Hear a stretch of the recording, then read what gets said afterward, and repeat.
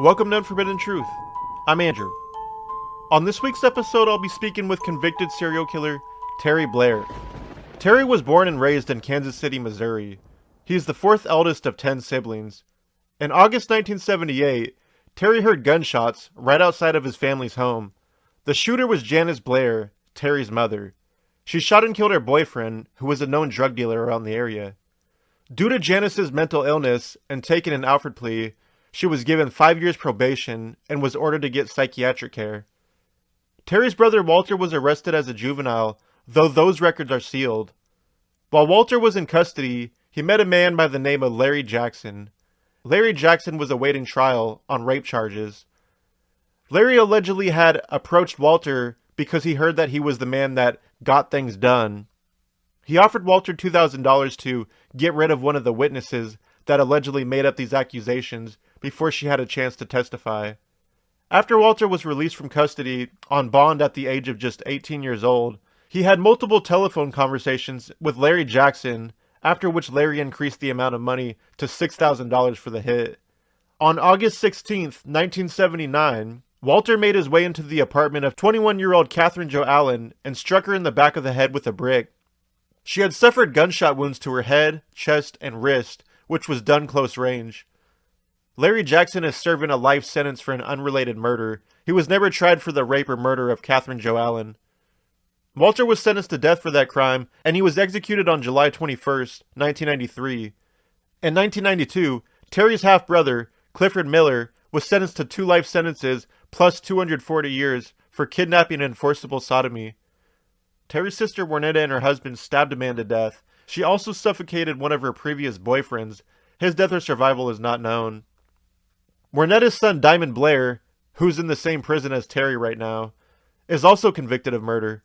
Diamond has a lengthy rap sheet, starting at just 6 years old. Between the age of 12 and 16, he had various charges such as assault, grand theft auto, and running away from a court-ordered school for boys. 6 months prior to his 16th birthday, he caught a couple robbery charges and was tried as an adult. It's reported that while he was on trial, him and 2 other boys sodomized a 15-year-old boy. Diamond was sentenced to 18 years in prison at the age of 16. After being released from prison, on June 24, 2009, Diamond and 2 accomplices shot and killed 22-year-old Montage Ashline in an attempted robbery. Diamond was sentenced to 2 life sentences plus 100 years for his role in the crime. Diamond Blair's brother is also a convicted murderer, though there isn't anything public about it, as he was a juvenile at the time. A defense attorney defending Diamond's brother was quoted as saying, "Even before Terry killed those 7 women, his client was born into a family of murderers." In 1982, Angela Moore, Terry's ex-girlfriend and mother of his 2 children, whom was pregnant with a 3rd child, was murdered. Terry was 21 years old at the time of the killing. According to court records, Terry was upset that she was engaging in prostitution. He was sentenced to 25 years in prison for killing his ex-girlfriend. In 2003, Terry was released on parole. On September 4, 2004, 2 neighbors noticed 2 women's bodies in the garage of an abandoned home and notified law enforcement. The next evening, an anonymous caller called 911 dispatch to claim responsibility for the 2 bodies that were found in the garage and let them know where another body could be found, which was in an alley a few blocks away from the previous site. The same caller called 911 on September 4th to let them know the location of 2 more victims in an overgrown area near the highway, and told them that he promised he would call again. The anonymous caller stopped contacting law enforcement after a news station had leaked information that the caller was using a cell phone. Police found several other murder victims, of which had previously been classified as a drug overdose, and several other women who reported rapes and assaults that were possibly linked to the murders. Each victim was found in a small radius near Prospect Avenue. Investigators narrowed their suspect list down, and Terry Blair was at the top of it. He matched the description given to investigators by multiple women who claimed that they had survived attacks at his hands. One witness claimed that he had threatened to kill prostitutes. Investigators weren't able to link Terry making the 911 phone calls, as the phone was stolen, and it was only used to make emergency phone calls. Cell tower data showed that the phone calls were made near where he was living at the time. Terry was arrested on a parole violation for failing to stay in contact, and he was subsequently charged in the homicides.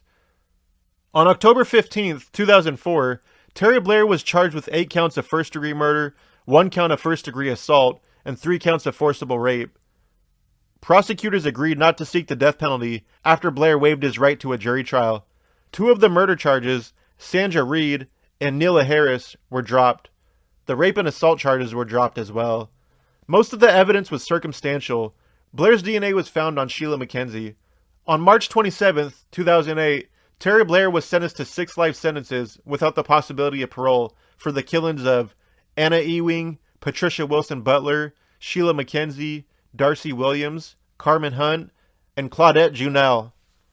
Here's my interview with serial killer Terry Blair. Hello, this is a prepaid collect call from Terry.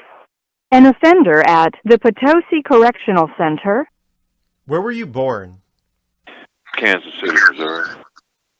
What was your first positive memory as a child? Being in kindergarten. I mean, I remember as far as back as that. What was your first negative memory as a child? I can't remember what that would be. Were your parents together throughout your childhood? No. I grew up with my mother and my stepfather. Were you close with your parents growing up? Yeah. What was home life like growing up? I know you come from a large family. Oh, home life, it was good. I mean, 6 girls, 4 boys. We all got along. It was good. How was your mother with you and all the other children? Do you think she did a good job raising you all? Yeah. Yeah, she did the best that she could. I mean, being, I can't say a single mother, but she did the best that she could, though. But with it being 10 of us, yeah, she did good. In 1978, your mother murdered her common-law husband. Do you know what led up to that and what the aftermath of it was? And was that your father or any of your siblings' father, for that matter? He's my stepfather, yeah. He's the father of one of my brothers and my sisters, but I don't use the word murder. She didn't murder him. It was an accidental thing in our view. She had a problem at the time, so, we don't consider it as being murdered. One of your brothers, Walter Blair, was executed for a homicide he was convicted of, stemming from 1979. Were you close with Walter growing up? Yep. How did you feel when he was executed? Well, I know he was accused of committing a crime. He never told me that he committed it, so, as far as I'm concerned, I was shocked, but I was hurt behind the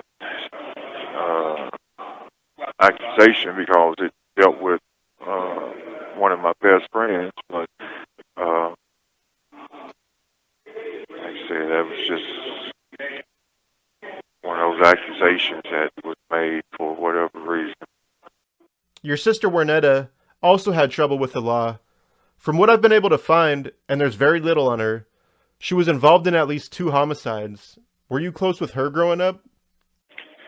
Nope. I've never met her growing up. I've never met her to this day.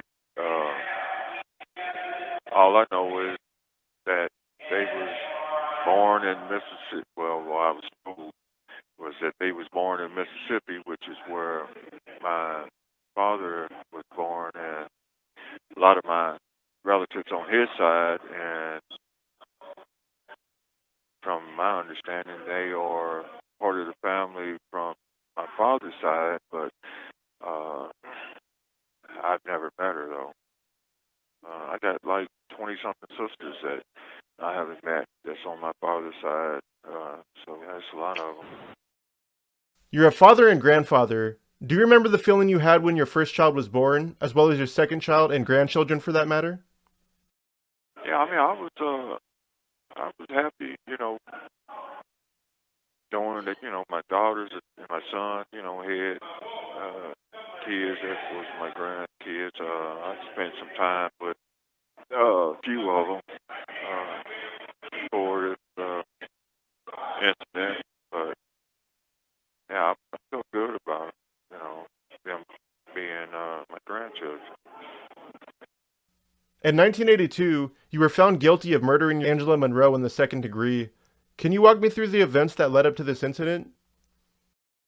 That was an incident where my son was placed in foster care, and I was sent a letter from the family services telling me that they was in foster care and that they had a hearing coming up. And I just happened to run into her a few days after that and asked her about my sons, asked where they at, where she said they was at home. And I knew that they wasn't, and we got into an argument, and just one thing led to another, and that's how that took place. So you were sentenced to 25 years and paroled after 21. How did you occupy your time in prison? Did you do any type of rehabilitation classes or anything of the sort? Yeah, I took a lot of, I took anger management, I took, there was a couple of other classes they have. I worked in the laundry, I worked in a metal shop making license plates. I worked in recreation, fixing on weight machines, work fire and safety, where I took, what do you want to call it, took training and fire behavior. I worked in the bakery.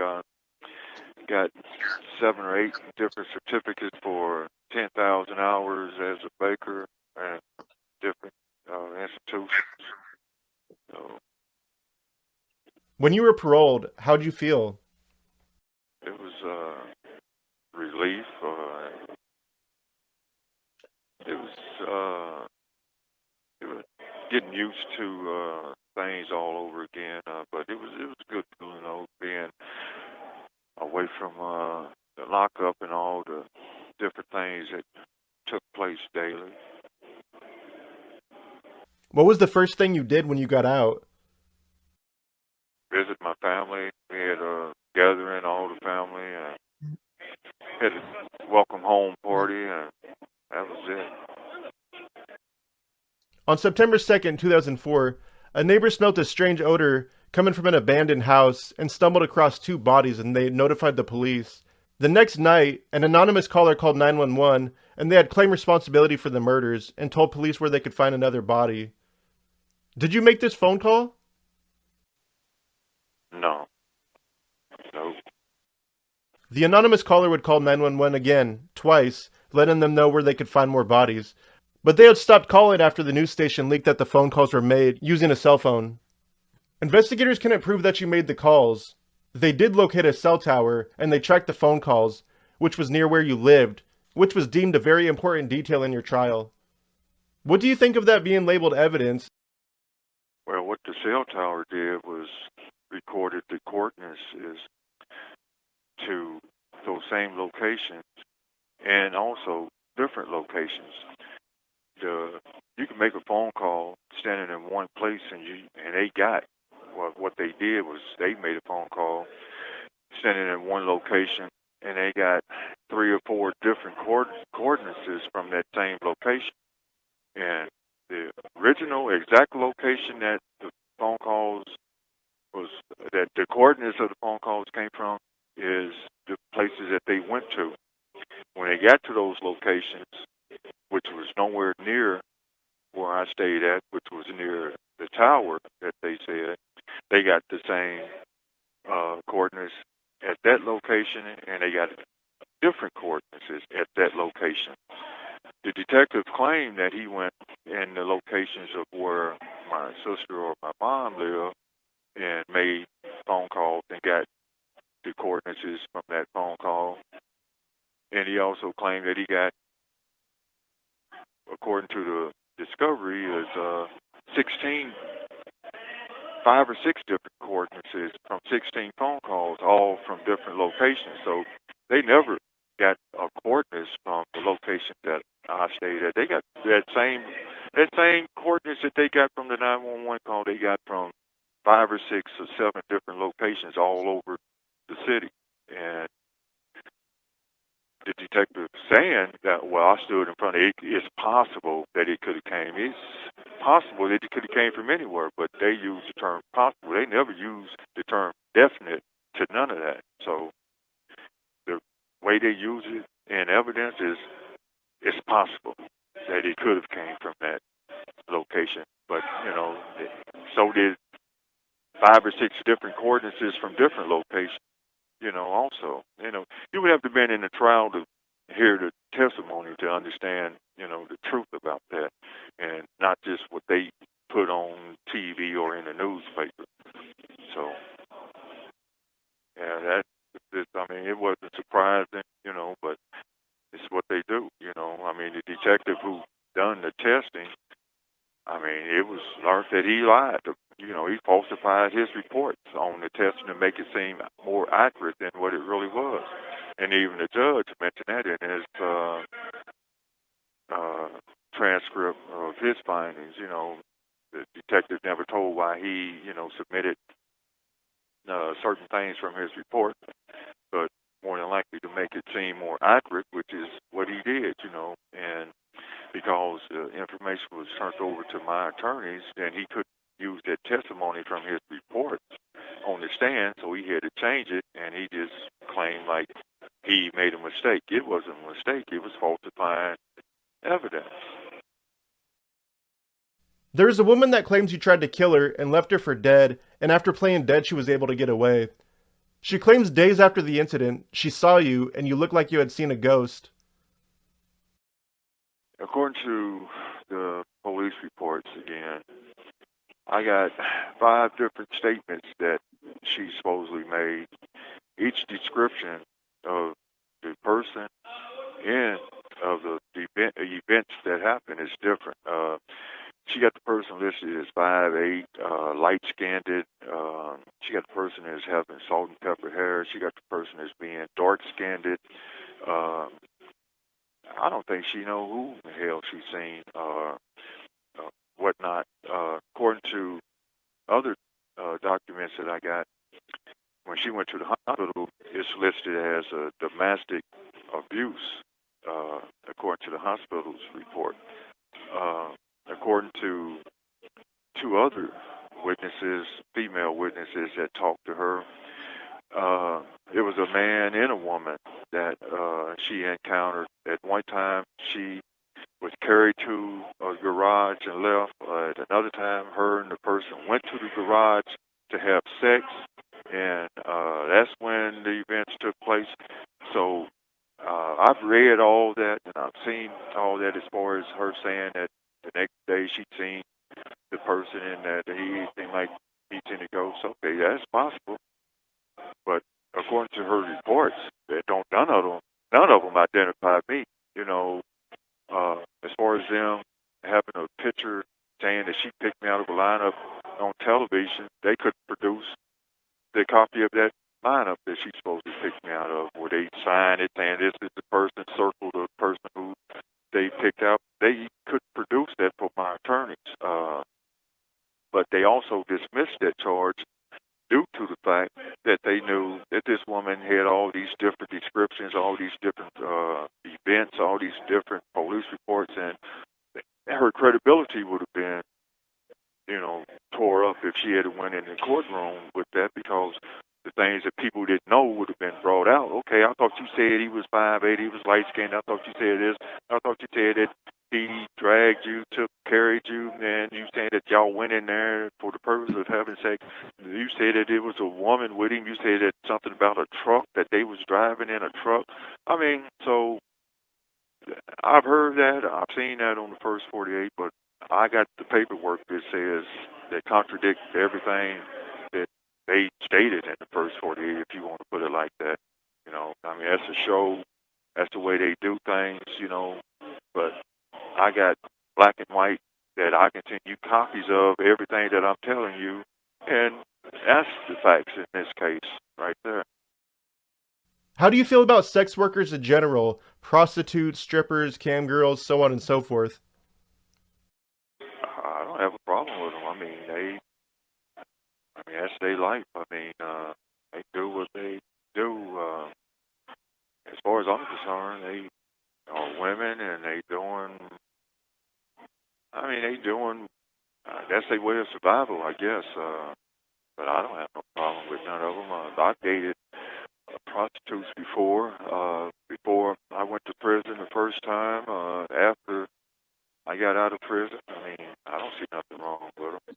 Like I said, I've dated a prostitute before here and there, and when they asked me about Sheila McKenzie, the one that supposed to have my DNA on her, they asked me, did I know a woman named Sheila McKenzie? And I told them no, which I didn't know her name one way or the other, that it was Sheila McKenzie, Sheila, or anything else. But once I said no, then they considered that I was lying, that I was trying to hide the fact that I knew her, which I didn't know her, and they showed me some pictures of different women, but they wasn't for sure if they showed me her picture or not. So they say, so that was my reason for telling them that I didn't know her, because I didn't know her, Now, as far as whether I dated Sheila McKenzie or not, I couldn't have told them that either, unless I'd seen a picture of her. And I don't know if, I guess I could have told them if I'd seen a picture of her, but, it was a trick, one of them trick questions. Do you know Sheila McKenzie? They don't know prostitute out there use their street name or their whole name, to a person, one way or another. They all go by mockers or whatever they call them, like the one on television, the one that said she was left for dead. As far as police reports is concerned, she went by the name of Little Mama, so none of them go by their street names to even ask a person something. Let you personally know a woman by her name, and, that was one of the trick questions they used. According to police reports, DNA reports, that is, it was other men DNA found on her body as well as Caucasian men hair and everything else. So, and as far as my DNA was concerned, and as far as DNA testimony, uh, my DNA was deposited anywhere from 1 to 2 days before she was found dead, where she was murdered. But the testimony was 24 to 48 hours before she was murdered. According to her mother's statement, she was at her house with her 3 hours and I think it's 40 minutes before she was found dead. So, when you look at the differences between... This call is from a correctional facility and may be monitored and recorded. Between 24 and 48 hours, and the difference between 3 hours and 40 minutes is a big difference. Big difference. And like I said, something else that they didn't say on TV, of course, is that other men's DNA was found on her body as well as mine, which, like I said, I got paperwork on all that as well. Or if you read a court transcript, you'll see the testimony on that issue. You were picked up on a parole violation and charged with 8 counts of first-degree murder. What was the cycle of events like? Start with being arrested up until being charged with the homicides. I was picked up, I was supposed to be picked up on a parole violation for leaving the honor center, whatever they call that deal when you leave someplace. But when they took me to the police department for questioning, the only thing that they wanted to talk about was the Prospect murders. They didn't even mention the parole violation. They was talking about, hey, these murders, do you have anything to do with it? Did you have a cell phone and this and that? That's the only thing that they brought up. But I supposed to have been picked up for parole violation, but that's not what they started questioning me about when they got me down there, though. I asked him, did I need an attorney? And one of the detectives said, well, I can't give you legal advice.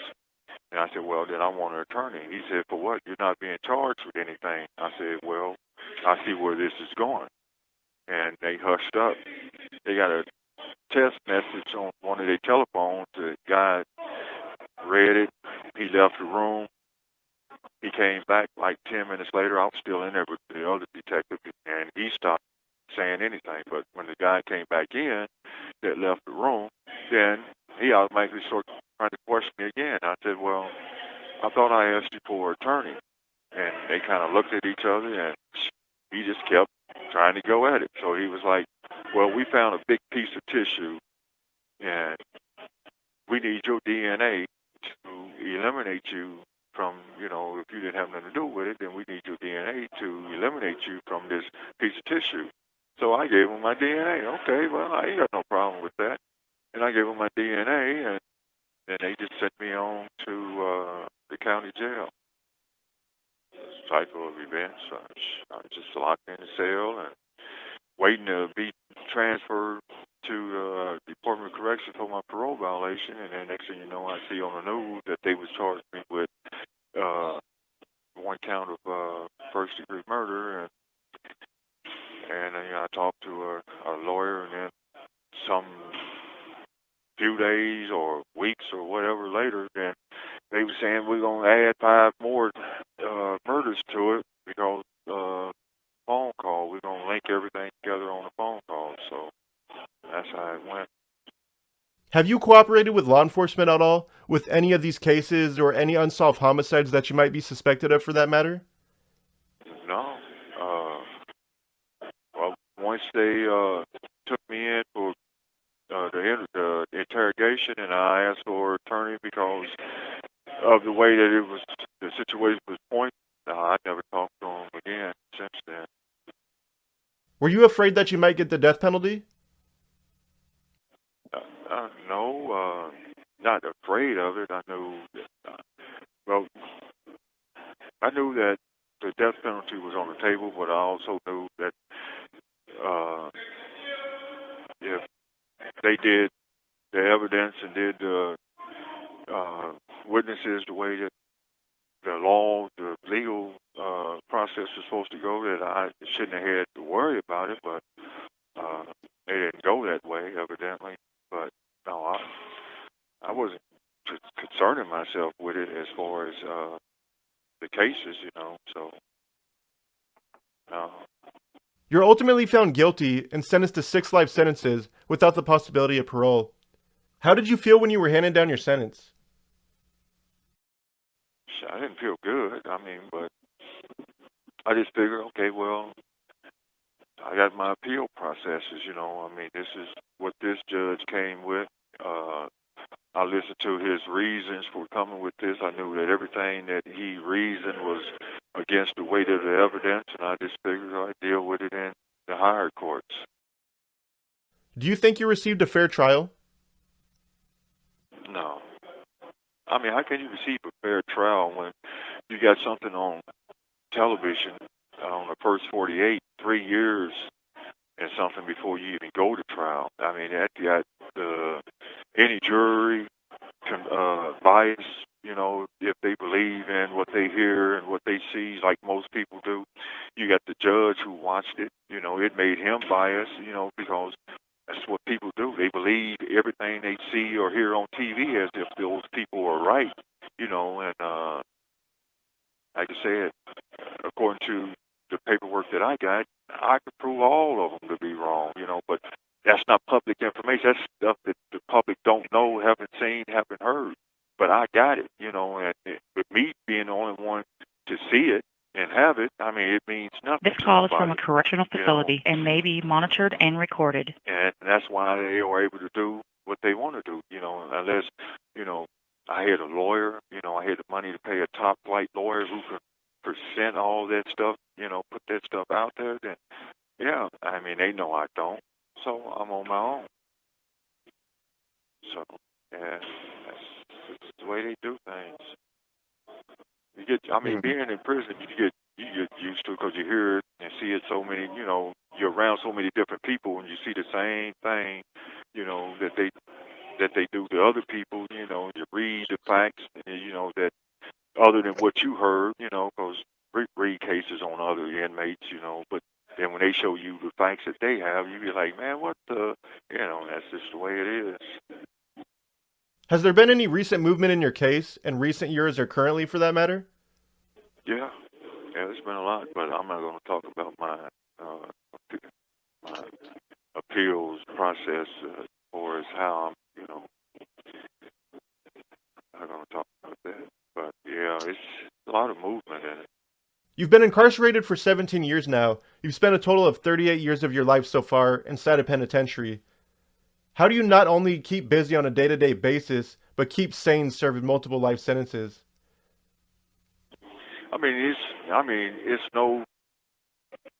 In here you under certain rules and stuff like that, but in here ain't no different than out there. I watch the news, I see the foolishness that's going on out there, the stress that people out there is going through, and it's no different. I'm good. I can deal with it. I dealt with it out there. I can deal with it in here. It's nothing to stress you out. It's just life, in here or out there. Being that you have spent most of your life in prison rather than a free man, do you feel you fall under the category as somebody who is institutionalized and would remain to be institutionalized even if you were to be released somehow? No, I don't. I don't think so. I don't know how people's definition of institutionalized is, but I wasn't that way after I did 20 years, so I wouldn't imagine I would be that way if I was to be free again. I'm not dependent on this system or the way that they do things or the food or all that. I know how to do a lot of things on my own, so I wouldn't think so. Have you taken any type of classes or courses while in prison this time? Whether that be anger management, furthering your education, so on and so forth? I took anger management again. I took it's something a victims impact type of class. ICVC is what they call it. It's a victim impact course or something like that. I took that, and I took I can't remember the name of it, but it was something else that they had that I took. I took computer skills since I've been here, so those are the only ones I took. I can't think of the other course that I took, but I took anger management, ICVC, and computer skills, and some other course. I, like a lot of other people, learned about your case from the TV show The First 48. The episode is called A Serial Killer Calls, I believe. I'm curious, have you had an opportunity over the years to watch that show? And if so, what are your thoughts on it? I have watched it, and my thoughts on it is just a lot of cut and paste stuff. Like I said, people in the world is not interested in the facts. They're not interested in the truth. All they're interested is a ghost story or whatever the media say is the fact. When, like I said, out of all the people I've talked to over the years that I've been here now, not one of them,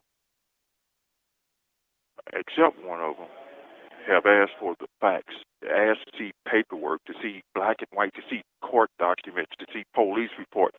Nobody else have. Everybody else is just caught up in the first 48, the newspaper, what they say, she say, which they don't know nothing about my family. They don't know nothing about me. They don't know nothing.